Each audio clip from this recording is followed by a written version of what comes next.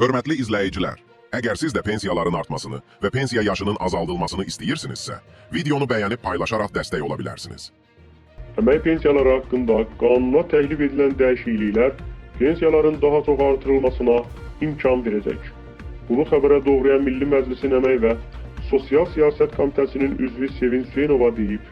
Deputat bildirib ki, Azərbaycan sosial yönümlü dövlətdir və Azərbaycan dövlətinin apardığı siyasətin mərkəzində vətəndaş dayanır. Cənab Prezident İlham Əliyevin apardığı siyasət hər zaman əhalinin sosial rifahının yaxşılaşdırılmasına yönəlib və bu istiqamətdə ardıcıl olaraq tədbirlər həyata keçirilir. 2018-ci ildən başlayaraq 2 mərhələdə pensiya sahəsində islahatlar aparılıb və bu sahədə inqilabi dəyişikliklər olub.